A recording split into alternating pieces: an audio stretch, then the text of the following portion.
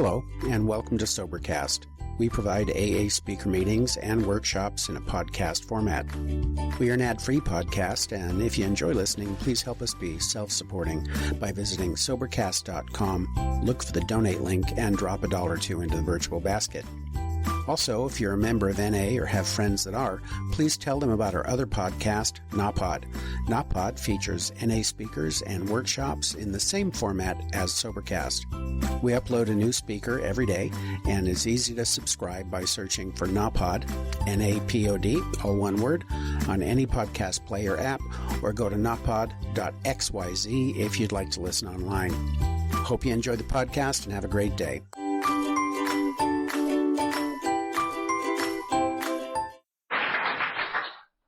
Then. Well, my name is Teressa O, and I am an alcoholic. And I can't tell you what honor and a privilege it is to be invited to participate in this roundup. And I really don't, I'm not a big sobber, but man, they're just like, I'll probably be sobbing. When we came down through the lobby, I looked out. When I moved to Montana in February of 1991, I knew one woman who lived in Helena. And I was dry as a bone. I had been hanging out around AA for 2.5 years, doing only what I wanted, only at my convenience, which at that time consisted of a married man about every 2 weeks. And it was the same married man. It's not like I was tramping around AA for crying out loud. Padding my expense account at my employer, ripping them off on my timesheet, and pretty much going to work, when I could get there, taking a lot of mental health days off of my job, and hanging out at home with my 2-year-old daughter, trying to believe that it was going to get better any minute. And we moved out here to Montana because this woman that I knew in Helena would give me a job, and there were cowboys and lumberjacks here, I thought. And so here we come, and today my life is, that lobby is full of people that I know, friends of mine. Some are acquaintances, some are people that I know from service up at the area assembly or in my district, or from going over to the Beartooth Conference, or traveling around, from being active in Alcoholics Anonymous. I have this amazing life today that I had no desire or wish to have. I mean, frankly, I wanted to be left alone. It's not too much trouble, but here I am. And I can tell you that there's nothing special or wonderful about me. I was just a sick and desperate alcoholic who walked into a little nest of enthusiasm over in Helena, saw a cute guy, kept coming back, got a sponsor, got tricked into recovering, and here I am. But my job is like Dan's. I'm here to tell you what I was like, what happened to me, and what I am like today. And I am an alcoholic head to toe. And I didn't know that all my life, but I have been a weirdo for years. I grew up in Minneapolis, Minnesota, in a family of 4 brothers and a sister from pretty normal parents. They're not alcoholic. They were people who worked full-time jobs and made the car payment and put the screens on the windows in the spring and the storms up in the fall. And, we'd shovel the senior citizen lady neighbors' walk in the wintertime and helped rake her leaves, and pretty normal, responsible kinds of stuff. They were married my whole life. My mother never once locked my dad out of the house, never ever saw her kissing a strange man in the front yard. Nothing strange going on. Well, unless you're an alcoholic kid. Growing up in that environment, it all seemed pretty weird. But, it was a pretty normal life. But I was just not content. I can't even tell you that I would do weird things like move the furniture around in my bedroom about once a week. My mom would say, "Where are you going?" "I'm going upstairs to rearrange my room." "Didn't you just do that 3 days ago?" "Yes, I did." I just kind of give them that look like, "You're such a moron." Of course I'm rearranging my room. Or I read a lot of books, or, I just kind of hid out from the, chase the boys around my neighborhood playing kick the can with this poor guy, and, I'd get him cornered up against the house, and, "Why won't you kiss me?" Please. Is that a rhetorical question, or what?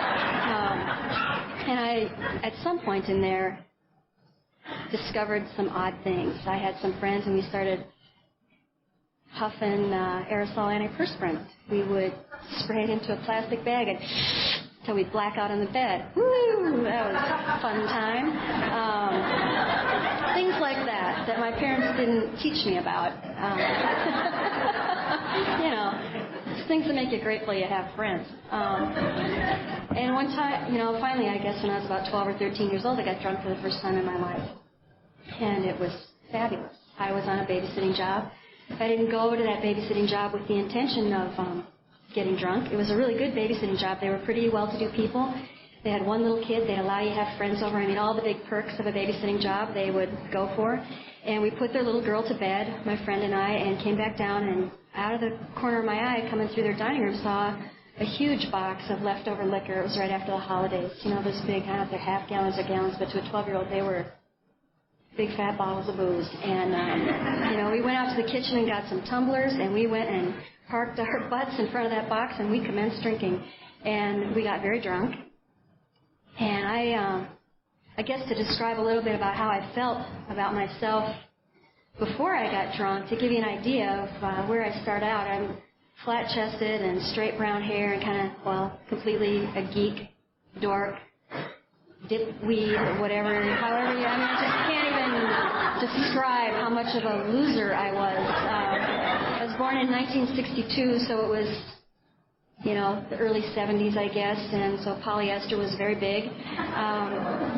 A lot of static electricity, a lot of... you just can't get that stuff to stay off your skin. And my hair was full of static, and it was very fine and very thin, just like a constant...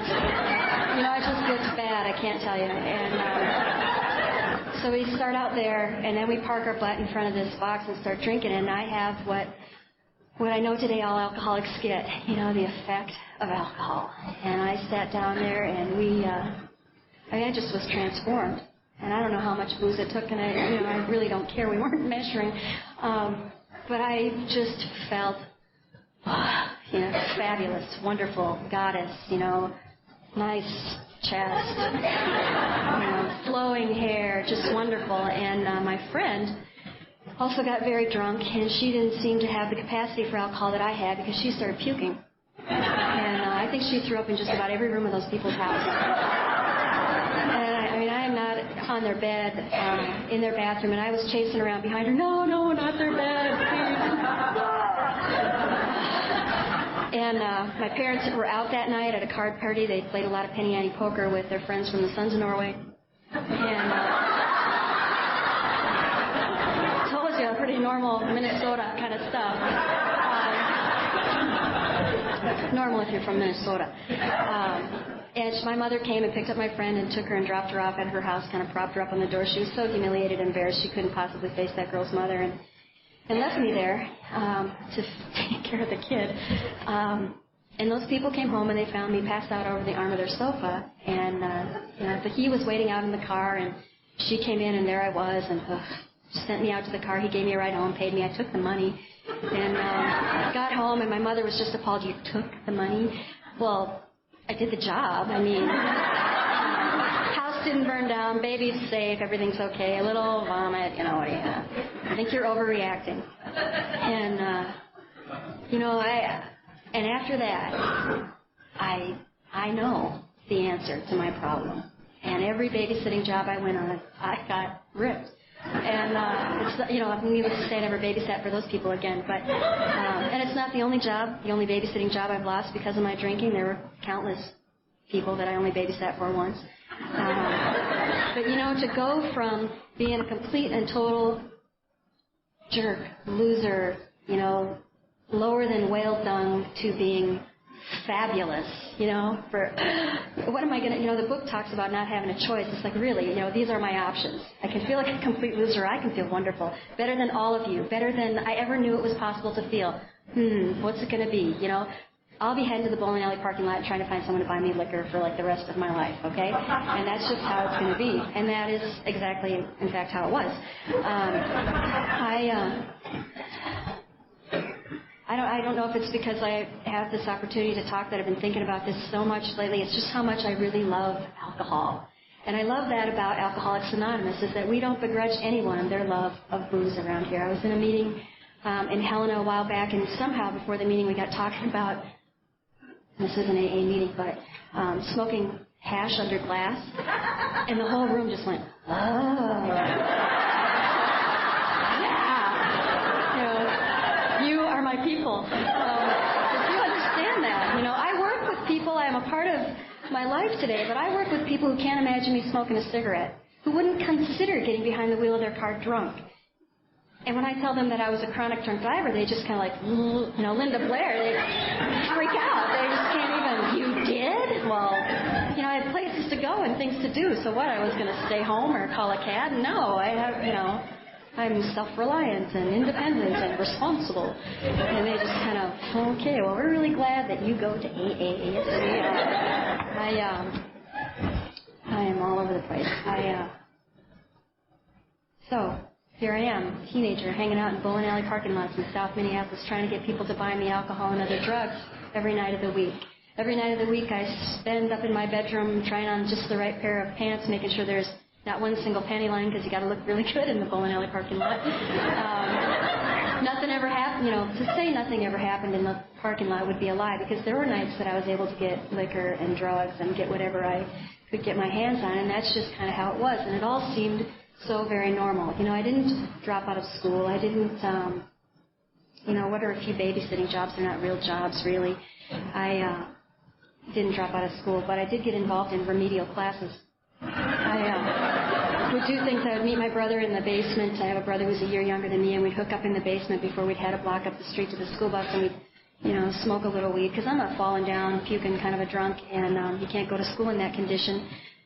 So we would smoke a little weed, and then we'd walk the block up to the bus stop and dive in the bushes while the rest of the nice little kids were waiting for the bus, and we'd smoke a few more, and then we'd get off the school bus and head up the alley with our friends and smoke a little more, and maybe I'd make it back to school, but most of the time I didn't. And, I was in a work release program, they called it. I only had to be there about 3 classes a day.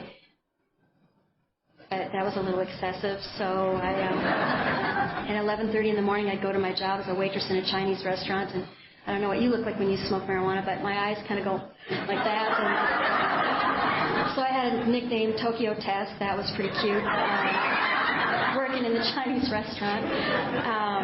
And on the weekends, I would drink the way that I need to drink, the way that I love to drink, in mass quantities until I'm passed out and falling down and making a big scene. And at some point in there, I didn't have a really high tolerance for alcohol. I kind of started out, it's so funny where my mind's, where we all start out, where everybody starts out drinking with, what are they? Orange juice and vodka. Hello. Thank you. But I would get sick, and so I determined on my own that it was some kind of a citrus allergy. So I never went to a doctor, never had any diagnosis, just figured, oh, God, it must be the orange juice. And so I quit drinking screwdrivers and started mixing my vodka with Mountain Dew and puked that up. Hey, it's a tasty little beverage. Until, and that was coming back up, so I started drinking beer. But never ever did it occur to me that it was the alcohol. That it was any kind of bizarre reaction. It just made me feel so good. I could do anything when I was drinking, and I didn't really ever do a whole lot other than go to the parking lot and try to get people to buy from me. But, you feel like you can do anything. And when you're not drinking and you're so convinced, I'm so convinced that all of the world is looking at me and there's just nothing going to be right and I'm just going to be a disaster for my whole life. But when I take a few drinks, you know what? I can talk to people, kind of peel my back off the wall and be okay. And I didn't know that that is alcoholism. I thought that was normal teenage, sowing your wild oats kind of a thing. And I couldn't have been more wrong. At some point in there, I met a guy.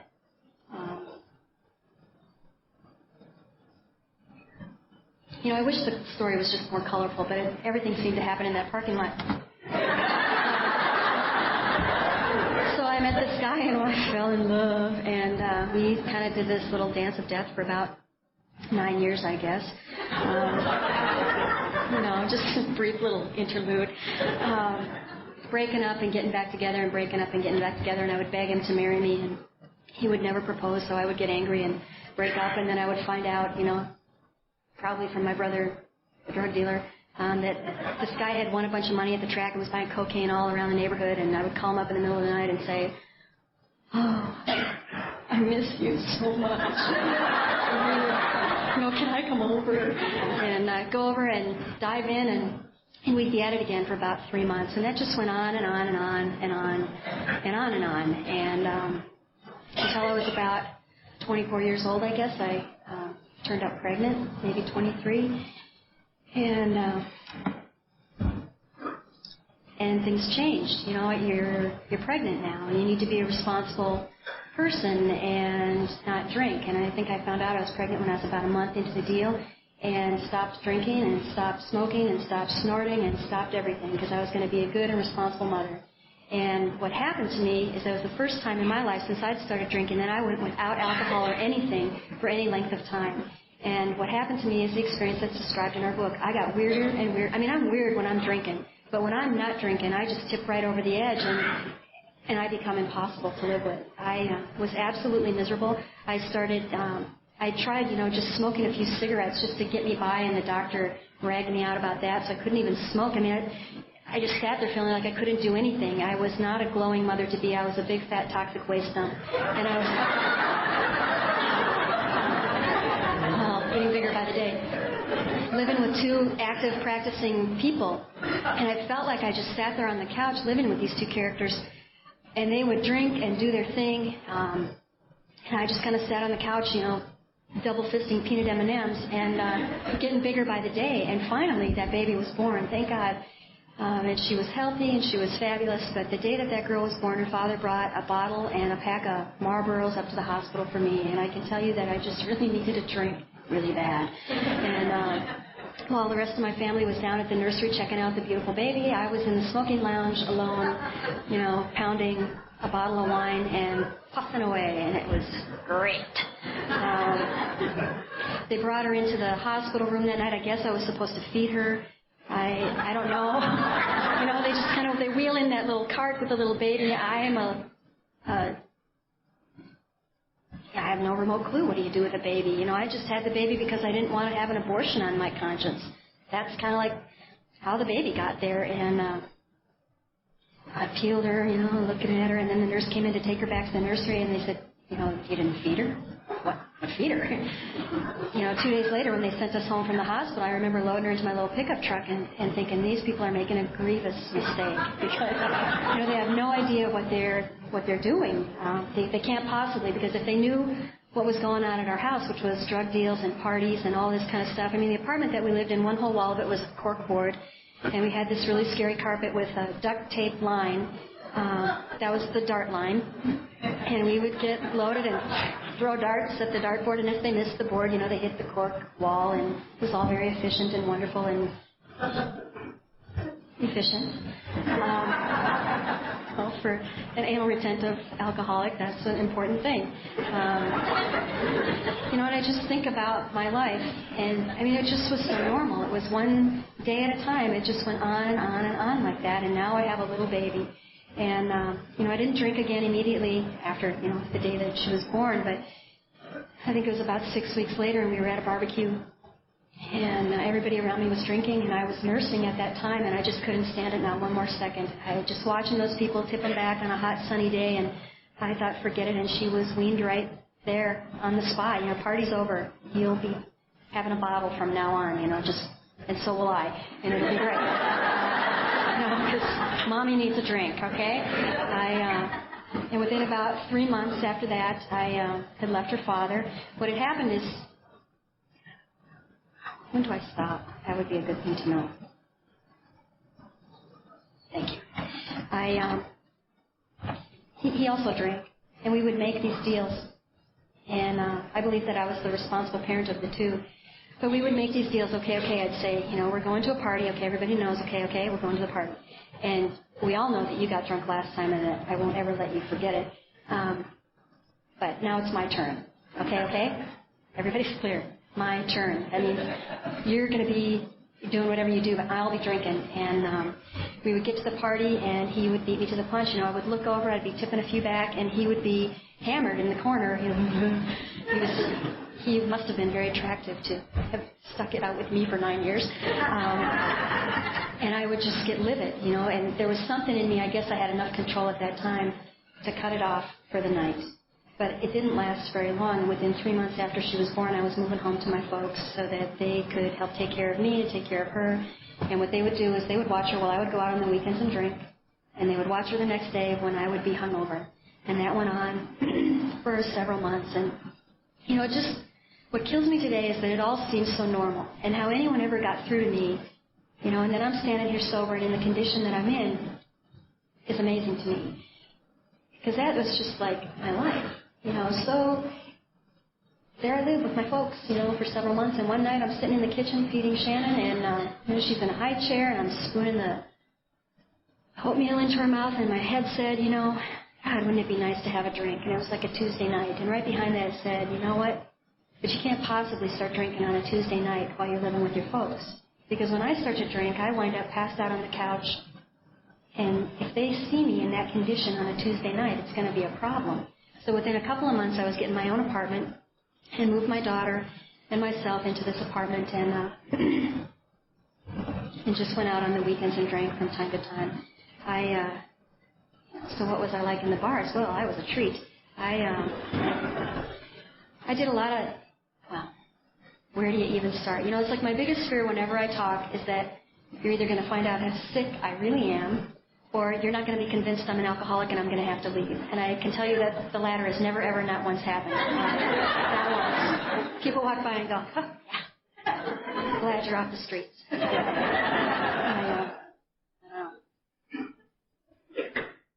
I would do things, you know, I just loved everything about alcohol. I loved going to the liquor store. I love when you walk in and you know how the lights kind of reflect off of all of those bottles. I like the smell of the liquor store.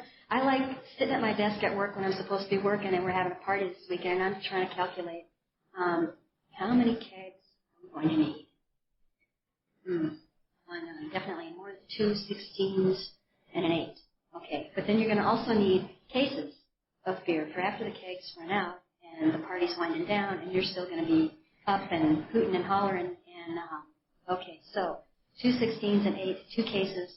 Probably some tequila for those other losers, so they'll leave my beer alone, and all of the rest, you know. And I just love all of it. I've got a picture in my photo album of my first keg, and it was 2 16s and an 8 in my friend's basement, and it was wonderful. It just gives me goosebumps, the whole thing. I did other things. I dabbled, I guess, in drugs, and I only talk about it because the reason, I guess, today I understand that I did drugs is because they allowed me to drink mass quantities of alcohol. In and of myself, I can't hold a lot. I just can't. But if you feed me a little bit of speed or a little bit of LSD or some cocaine, ooh, baby, I am here all night. I am there when you are tapping the first keg. I am there when you are tapping the third keg. I am there when we are saying good morning. You know, I am there. And I love to drink. I just can't get enough. And that is just how it is for me. And that is alcoholism.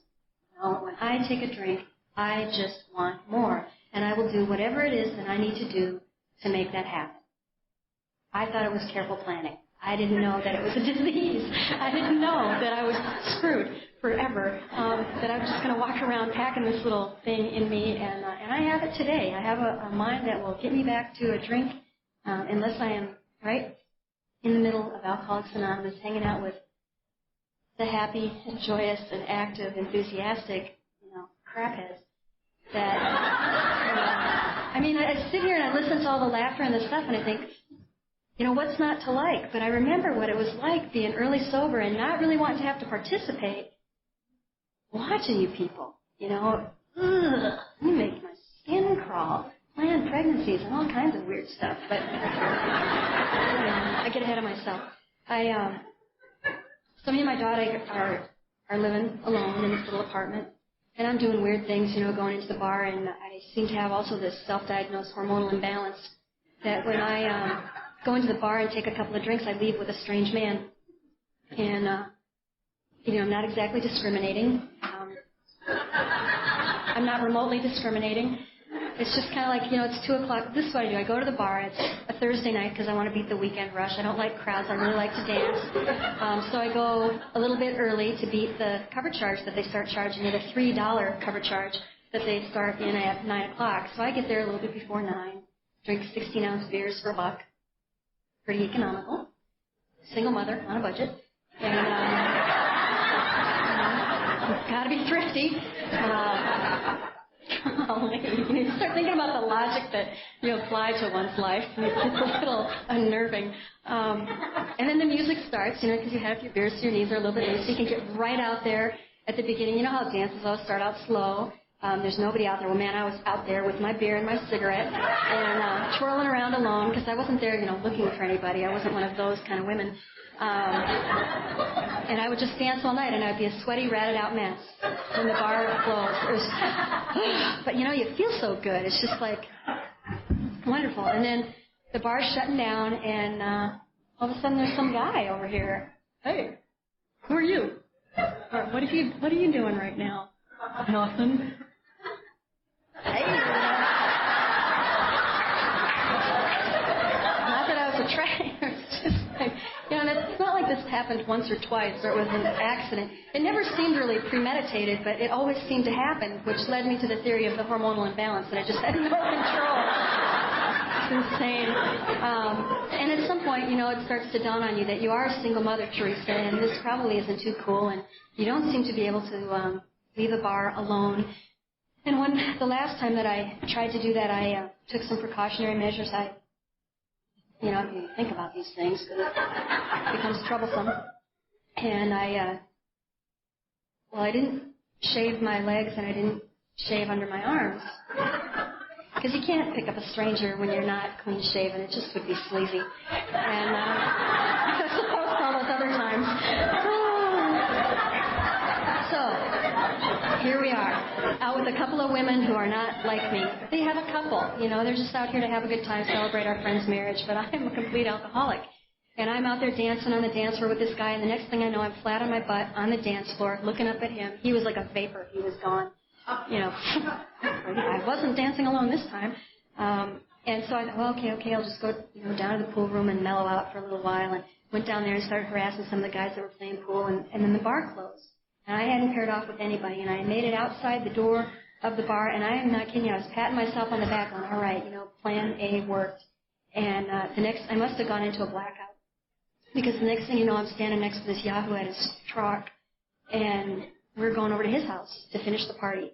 And my 3 friends that are with me are coming along. They think we're just going to finish the party. They've never been out with me before, so they don't know the drill. And we get over to this guy's house, and then they all want to go home. And, oh, no, thanks, I'm staying. And can I borrow your razor? Oh, sure. And so here I am, trying to get a clean shave at 2 in the morning, completely ripped. And I don't know if I'm sure he was disappointed. But, you wake up the next day, I'm 30 miles from home, got to pick up my baby. Gratefully, this guy worked by where I lived. And took me home, and, it just kind of starts to dawn on me that won't even work. So I can't even go into bars anymore. What am I going to do? I'll go to parties with my brother, because all of his friends are my friends, and I'll leave them alone, surely, until I go to the next party with my brother and his buddies, and I start hitting on one of them. And, now I can't even do that, so what am I going to do? Well, you know what? I'll just stay home and drink. My best friend lives upstairs, and we'll just get together on Friday nights and have a few beers and watch a little Dallas, a little Falcon Crest, and everything will be great. And, woohoo, life for the party. And at some point in there, she dried out and came to AA. I would call her up, and, it's Friday night, and she didn't tell me about it. I'd just call her up and want to come up and have a few, and she'd say, well, you could come up and drink, but I won't be joining you tonight. Okay. So I would go up and try to have a few with her, and that's a lot of fun, Drinking alone, with another person in the room. Woo-hoo. And so eventually I just stayed home and drank alone. And pretty much I was drinking, by the end, pretty much every night. I would come home from work and get my daughter to bed precisely at 8 o'clock and go out and crack a beer. And, 3.5 beers later, I'd be passed out in front of the TV. And I would lay on the couch, and I had a little funky couch and chair, kind of a living room set, had a colored TV and a VCR and a microwave oven and a dining room set that I got for $20 at a garage sale that I still have today. It's like a completely alcoholic dining room table. Don't lean on it. We won't be eating at that table. Our home group used to come over for fellowship, and it's like, okay, just take your plate and move away from the table. Maybe, well, anyway, some things are just kind of hard to let go of. And I would, in a little S10 pickup truck, out in the parking ramp, and I would, right before you kind of pass out in that little bit of a stupor, thinking, if somebody were to break down the door and see what really went on here at night, they would be desperately concerned, because you're of absolutely no use to that kid. Every night you're completely loaded, and what are you going to do? And I wish I could tell you that that's what drove me into Alcoholics Anonymous, but it had nothing to do with my drinking. What happened is her father that I had left, he's an excellent father. He is very active in her life. He lives in St. Paul. She spends every Christmas and every summer over there with him. He's really good about hooking her up with my mother who lives there. He's a really good dad, after I badmouthed him all over town, but he has consistently participated with her, and he would bring her home from visitation after I'd maybe had a couple, and my favorite line, what are you doing right now? And we would wind up in bed together. And we had done this thing for 9 years, and now I recognize enough that I'm dragging this little kid along, and I just really don't want to be doing this. But it seems to me that I can't stop. And a friend of mine, this woman who dried out a little bit before me, said, it seems that you do these things when you're drinking. Maybe if you didn't drink, you wouldn't have to behave this way. And I so desperately wanted to be able to leave that man alone and stay out of that relationship and get on with my life that I was willing to pay, for me, the ultimate price at that time, which was to stop drinking. And got hooked up with a counselor who evaluated me. And, that's another resentment. But I agreed to do that. And my last drunk was at, I guess, the 1987 World Series. It was the Twins against some other team. You'd think I would know. I think it's the Cardinals, I think it was. And I went with my brothers. I have 4 brothers, and gratefully a couple of them drink like me. And we meet at one of their house before, to have a few beers before we head to the pregame keg. And I'm drunk before we leave his house. And they're saying things like, Teresa, slow down. Teresa, take it easy. We haven't even made it to the party yet. Teresa. And I'm like, stay out of my face. I'm an adult and I know exactly what I'm doing. Never mind that I have an appointment next Tuesday to be evaluated for alcoholism. We'll just keep that little detail under our hat. And went to the pregame keg and was drinking a Pepsi, trying to mellow out a little bit. That's my little trick, is I drink really fast. I guzzle them up big. I just can't get it in me fast enough. And I'm that way today. I came up here with 2 cups of water thinking, I don't know if it's going to be enough. I usually pack around about 1.5 liters with me. I just drink a lot. I don't know if I'm going to dehydrate or what, but so we're at the keg. And then we head on to the ball game, and I went into a blackout. This guy, I guess he claims to have handed me $5 and said, the next time the beer man comes by, you want to get me one? Oh, yeah, sure, I guess, he claims I said. And so the beer man came, and the beer man left, and the guy didn't get any beer. And all of a sudden he's in my face going, basically, where's my money or where's my beer? Now, all of my brothers who are in the row with me saw me take this man's money, pocket the money, and I am, in flat-footed denial that I had anything to do with his money. And, well, check your pocket. I will not. And I didn't. So, and one of my brothers finally said, forget it, and they just gave him $5 out of their own pocket. This nice senior citizen couple that was sitting in the row ahead of us, turned around and got all indignant with me, how I was just there to drink. I didn't really care about baseball. And okay, well, whatever. You need to believe, lady, because this is like the first time the Twins have been losers in my whole life. So, whatever. And the game was over, and one of my brothers took me home, and in the car, I reached in my pocket, and there was a $5 bill. Now, I guess I'd had blackouts before, but, never anything quite like that, where you just kind of go, just that sinking feeling of, oh, my God. And so the next Tuesday I got evaluated. I was recommended to go to outpatient treatment, and I commenced outpatient treatment. Woo-hoo, looking forward to it. Not drinking, not anything, not ever again. Shoot me. How am I going to get through my life? How am I going to have dinner with my family? How am I going to watch TV at night? How am I going to be a mother to my kid? How am I going to get laid, go dancing, drive? I don't know. How am I going to do any of these things? It just baffled me. And but really, desperately, I wanted to be able to leave that man alone. And if that's what I needed to do, then I was going to do that. I guess about 2 weeks or so after I got involved in this treatment program, I went over to Wisconsin. Minneapolis, about 30 miles from Wisconsin. My aunt had a place over there. She owned a supper club for most of my life. And it was very conveniently located, and the bars were open till 2 in Wisconsin. And so I went over there and drank a lot, and there was a particular farmer that I dated when I was in town. Actually, he's like the one rare one that really we only did date. In my home group, dating is a euphemism for sex. It's just, I'm sure that no other home group is quite that sick, but that's how the women in my group are. And thank God, because when I got to them, then I could identify with what they were talking about. I guess I went on this date with this guy, and now I'm not drinking because I'm in treatment. But I'm trying to have a normal life, so I'm not staying out of bars or doing anything really different, not diving into AA. I think they required that you go to 1 meeting a week for the treatment program. I was an overachiever. I went to 2. And that's kind of how it worked. And I, go into the bar with this guy and have a Pepsi. And I don't know, about halfway through that Pepsi, he kind of looked at me over the table and he just really aren't very much fun on Pepsi. You're just not quite what I'm used to being around at all. And I thought, you really are right. But I'm an alcoholic, and what am I going to do? And at that time, the best that I could do was to order up a non-alcoholic beer. And I didn't think it was drinking.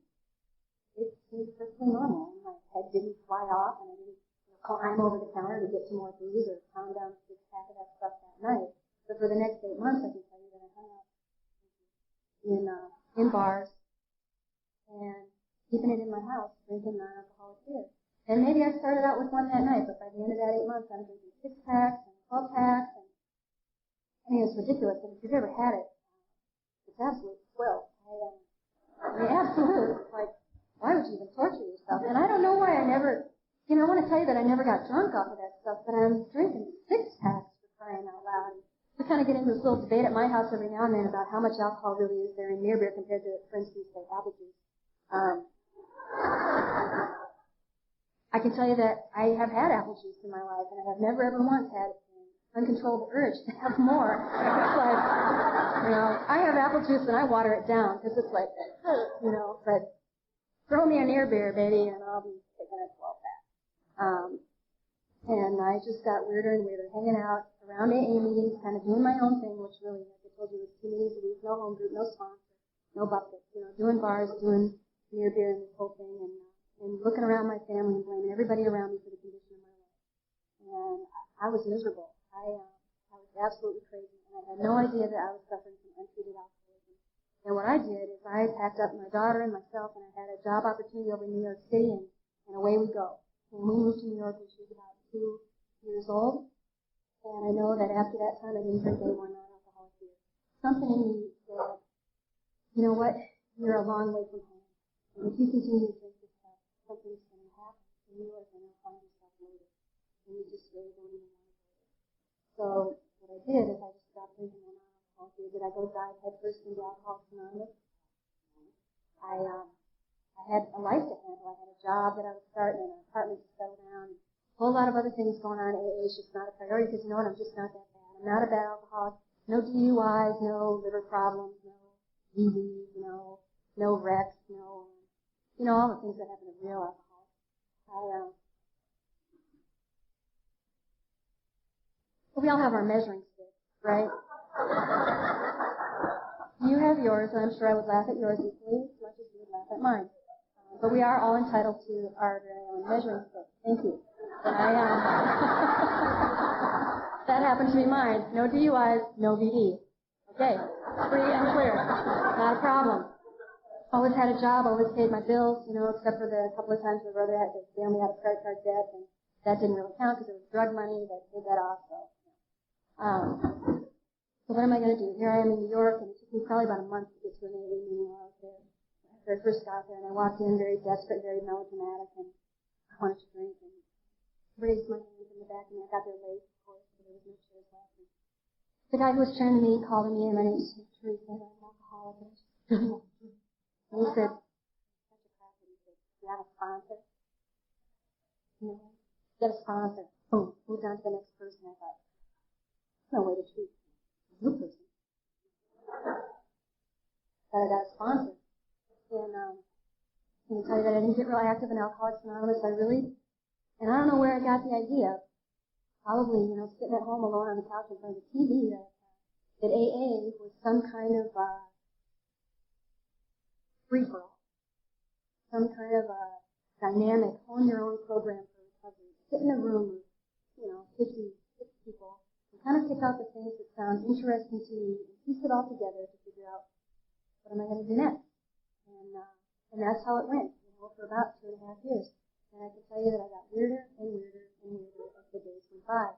I withdrew more and more. I was able to go to my job in the morning, and the only thing really that was getting me out of the house at that job was the prospect of staying home with my daughter during the day. I was horrified at being a mother. I had no clue how to do that. I'd been doing it for 2 years, and it would just get me out of the house, and I would pack her off. The little bus would come and pick her up, and I'd get on the subway and go to work and hide out in a book and get to work. And maybe I would make it through the whole day at work, but a lot of times I would leave early and go to the theater, go to watch movies, and I got a lot of relief going into movies. Just like at the beginning of the movie, you got a big bucket of popcorn in your lap and a giant Diet Coke and about a 2-pound bag of Twizzlers. The lights come down, and you just know that you got 2 hours where you don't have to do nothing but watch that screen. And that was it. And sometimes I was so desperate I would time it right. When I go to a meeting, but I could time it right that I could get to maybe 2 movies that afternoon before the daycare bus would bring Shannon home from daycare, and then we would march up into our apartment, and she would go into her bedroom and play alone, and I would go in front of the TV and chain smoke and chain smoke. And that was pretty much how it was. And my diet consisted of double stuffed M&M's, chips, and milk. And I would feed her. What did I say? Double stuffed. See, like this whole crew is my home group. They've heard this. They're like, I'm surprised they're even awake. Hanging on every word. Double stuffed Oreos. Thank you. I'd put her in front of the TV with some mac and cheese with some wieners cut up in it because I was a good mother and giving her protein. And I'd go out in the kitchen and dip my double stuffs and eat them alone because I didn't want to give you a bad example. And I would hide Haagen-Dazs ice cream like way in the back of the refrigerator. She was so tiny, I don't know if I was afraid she was going to steal it from me or what was the deal. And that just went on and on and on. I could kind of keep up the front during the day, and I got to the place where I guess I was about a year sober and sitting on the couch, chain smoking, and it just like a flash ran through my mind. Nothing has changed, Teresa. Your life is exactly the same as it was when you stopped drinking. What is the problem? I don't know. No, there's no man. Okay, wow. And if you've been where I was at, hanging around AA, all of that time, refusing to participate, there were a couple of guys in my home group at that time who were, like Dan described, they were smiling, they were happy, they would come in, they were talking about the steps and the traditions and sponsorship, they were shaking your hand really hard, those really hard gripper type of people. And you just sit and watch them, cross them, and just think through that and think, what's wrong with them? How can they possibly? I was in the row of people who was, there was one guy who wore his shades all the time, and he would say things like, I keep coming back because you tell me it's going to get better, but I've been coming back now for 2 years, and it's not getting better, and I just want to know, basically, when? And that was my role. And I would watch that guy and his sponsor, and clean cut and clean shaven and happy, and it was real. It wasn't from the teeth out. And they were always happy to see me, and there was another guy there, Sonny was also very, very active, and he always introduced himself as, my name is Sonny, and I'm a happy alcoholic. Now I'm going to tip you out of your chair, sport. Yeah, one more time. Holy mackerel. And he would, saw him at the International, he was doing a panel, and now he's like introducing himself as a happy alcoholic. But you know what? Today I'm in a much different place. Today I am a happy alcoholic. A lot of the time. And that's at some point in my sponsor, the poor woman just didn't know anymore what to do with me. I had started breaking out in acne. Red, huge. Not just like a pimple here, a pimple there. It was my entire face broke out in these huge welts. And couldn't figure it out. And she whipped out her Louise Hay spiritual healing book and looked up acne. I guess there's a chapter on acne. Told me that it was a symptom of anger turned inward. And I thought, that is the stupidest thing I ever heard. You must be joking. And I had a lot of anger being directed outward, let me tell you that. I was doing things like, coming unglued, I would punch my refrigerator. I would have these fantasies that if I could just nail it really hard, just right, just the right angle, that all of the rage would fly out of my body and I would be free. I was going to a counselor. She packed me off to a counselor. She really, God bless her, didn't have a remote clue what to do with me. And when I just kept, because she wasn't getting weirder. She was doing what she was doing with AA, and she seemed to be doing all right with that.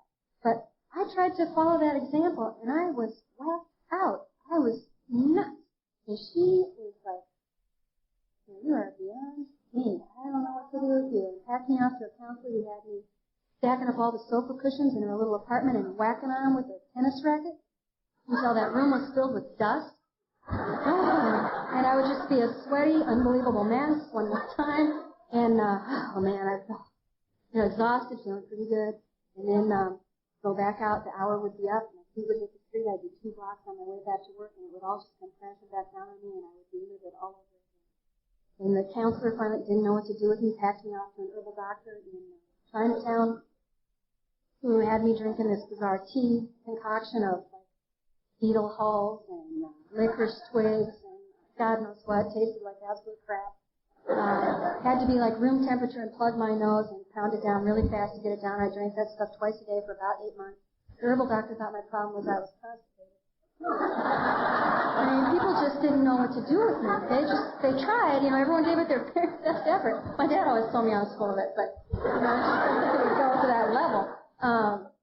I just was whacked out. And at one point in there, I guess I was about a year and a half dry, and I was taking my daughter to the supermarket one morning and had a little cart. We didn't have a car while we were there, and sensed something, I guess, behind me. I looked around. There was a guy coming. He was pretty clean cut. I didn't feel like he was any kind of a threatening presence. And turned around and kept walking. And all of a sudden, I had this arm around my throat.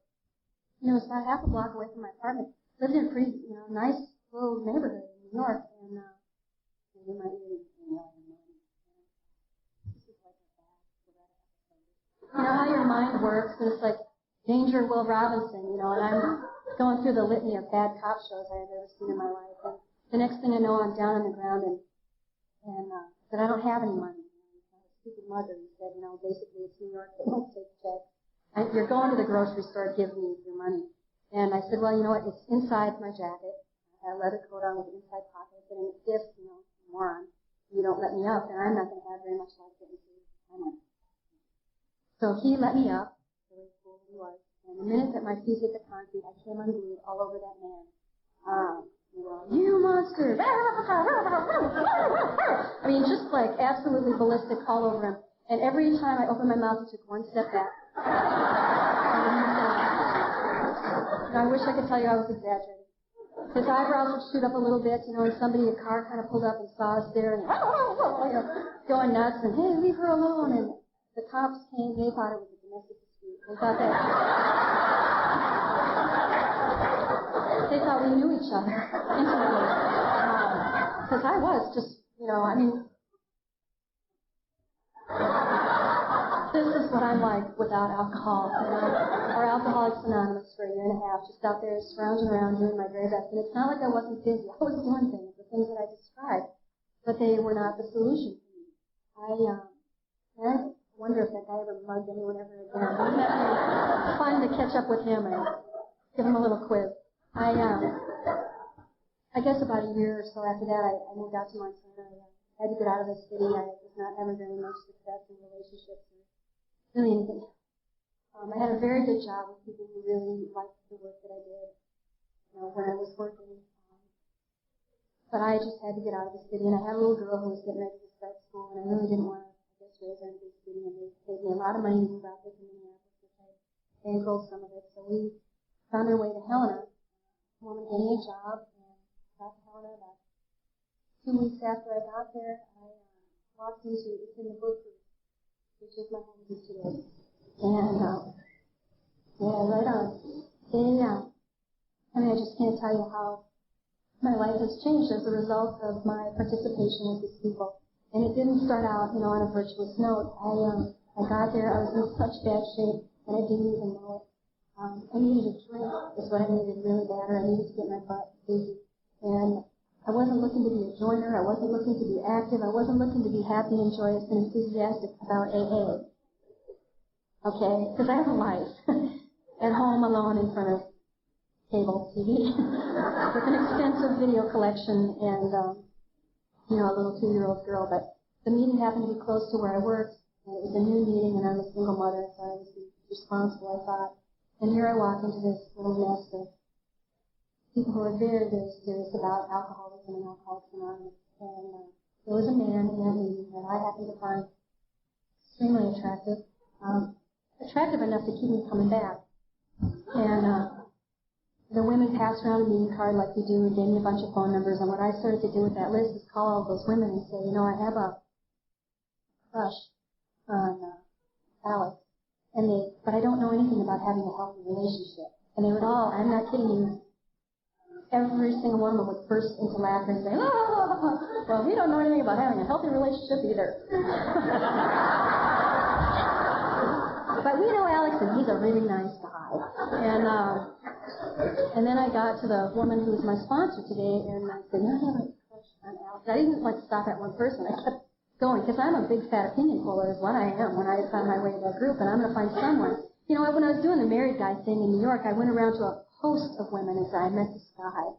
And they all said, but he's married to somebody else. And I said, well, I don't want to, break up his family or anything. We're just friends. And they'd say, I've never seen anyone ever come out of these things where somebody didn't get hurt or where everybody didn't get hurt. But I found one woman in that host of women who said, oh, I'm so happy you found someone like that. Bingo, baby.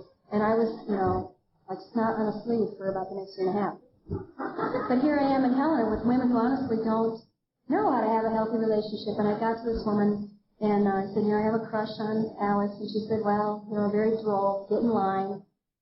I thought, how your mind just goes, there's a line? Okay, I better get on it. Hustle up to the front. And she said, and I know Alex. And she said, and I know that he won't be interested in somebody who's not working the steps. Okay. I could work some steps, I suppose.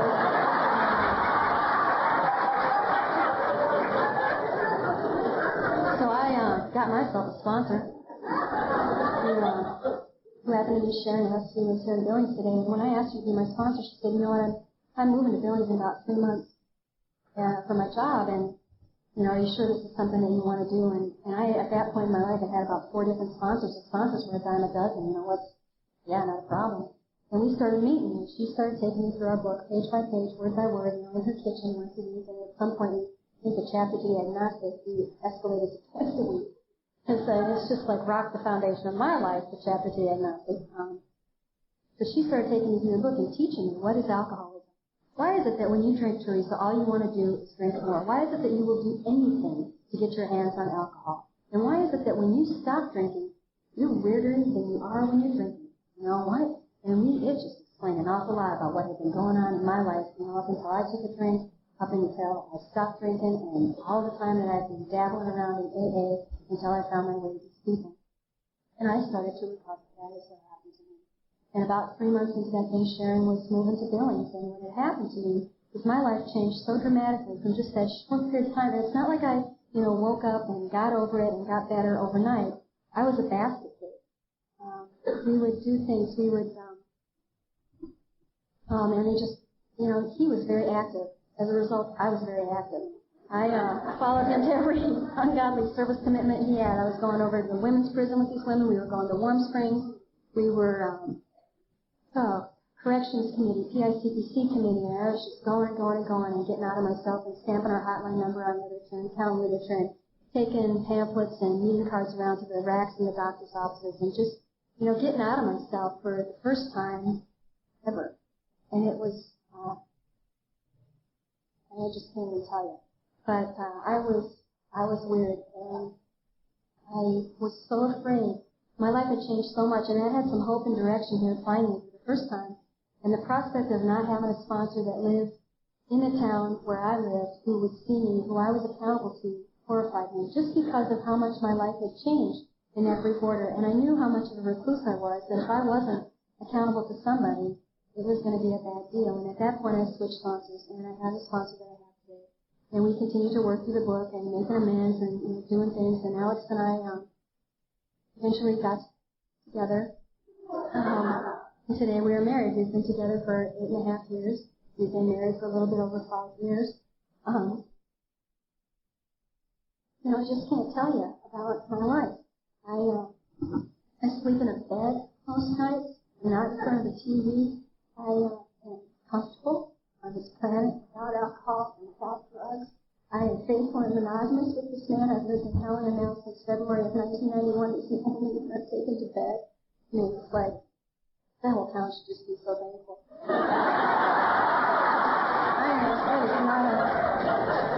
don't say it lightly either, because I just been such a mess.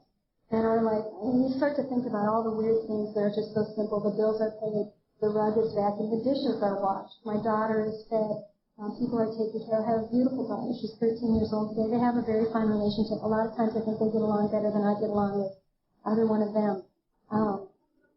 I have a job today where my boss just thinks I'm fabulous. I mean, fabulous. They just love me. They love me. No, it's bizarre. And it didn't start out that way. I worked in a little publishing company up in Helena. That's where I started out. And when I was making amends, I went and made amends to my supervisor there. That was the first one that I did. When I got to the 9th step, I went to Sharon and I said, I need to make amends to Alex. And she'd say, you come here every day, whatever, whining about your employer and your boss at work. I think maybe you could start there. Well, how are we going to get this relationship moving? It's like, I don't make amends. She said, just to make amends to your boss. And I went and made amends to that woman for doing things like bad-mouthing her behind her back and judging her and thinking that I could do her job better than she could do it. And, it's just an endless list of being a really crappy employee, basically. And when I went and told Sharon that I had made those amends, she said, I'm really glad you didn't have to lose your job. I'm so thick-headed, I had no idea that that was even a remote possibility. When you go and get honest about all the skeevy stuff that you're doing, that they're even going to want you to still work for them. Well, I guess perhaps I'm lucky. If you say so. That boss, that employer, the owner of that company used to come back and find me passed out on my desk, and I'm like sober, passed out on my desk in a public role. And, finally, I guess the last time it happened, he said, next time when Teresa wakes up, why don't you tell her I want to have a word with her? And hauled me into his office, and he was very nice. He said, basically, you're a supervisor. Hello? And we can't have you passed out in front of the staff for like an hour and a half every morning on your desk. And I had tried things. I had tried drinking coffee and eating chocolate, all the normal things that I try to keep myself up, short of speed and cocaine and LSD. That would be bad. Talked to my sponsor about it, and she said, I don't know. She said, go talk to your doctor. See what he has to say. And went and talked to the doctor, and the doctor said, well, everything that you're describing, not being able to stay up and things like that, sounds like depression to me. And I got very afraid, because I know what that means. And I really am not particularly interested in going there. And I said, it might sound like depression, but I'm not depressed. I'm a wacko, I'll give you that, but I'm not depressed. I have some hope going on, and my life is moving in a positive direction, and went back to my sponsor and told her what he said, and, we started looking at my life. And what we looked at was, how much sleep are you getting every night? 4 hours, she said. What are you eating every day?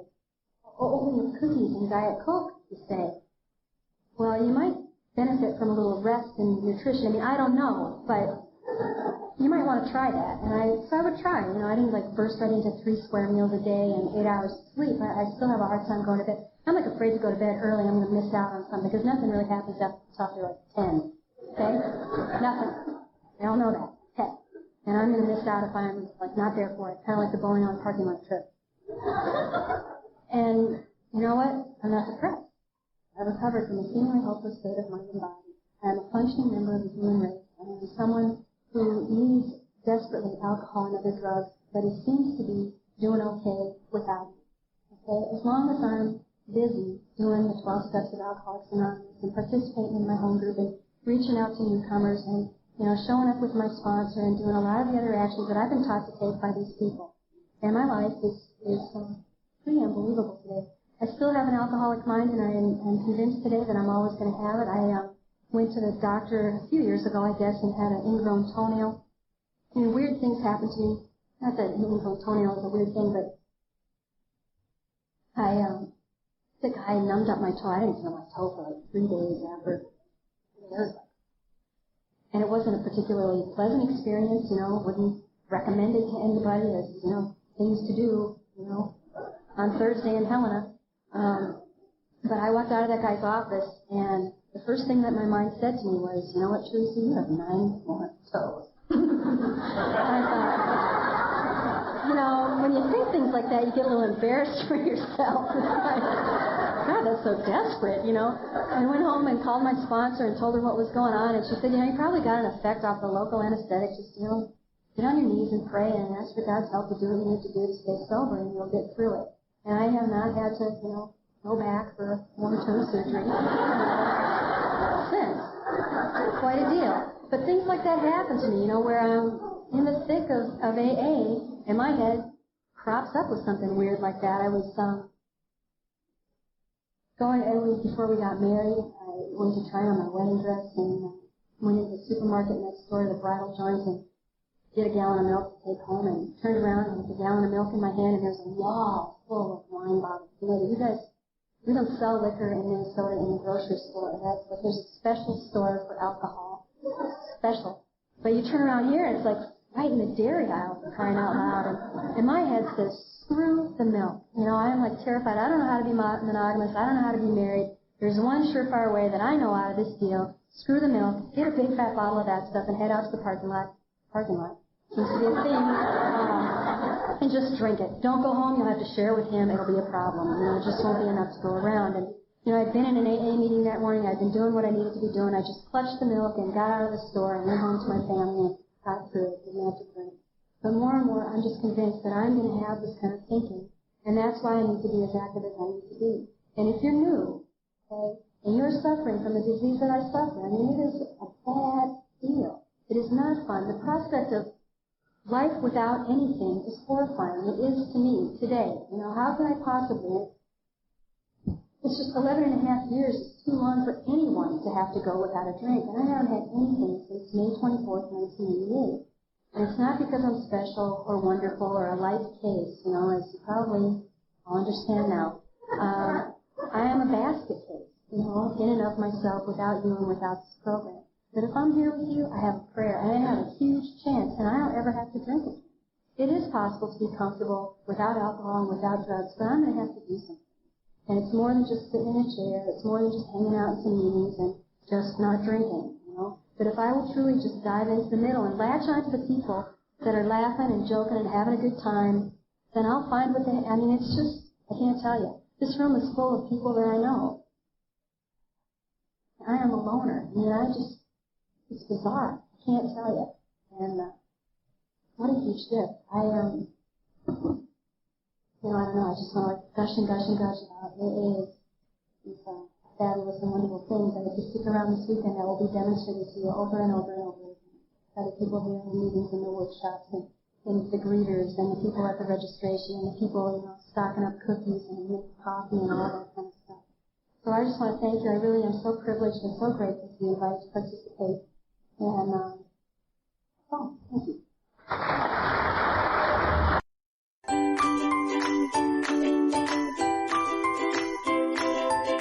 Thanks for listening. I hope you enjoyed the podcast. Sobercast is ad-free, and we'd like your help in order to keep it that way.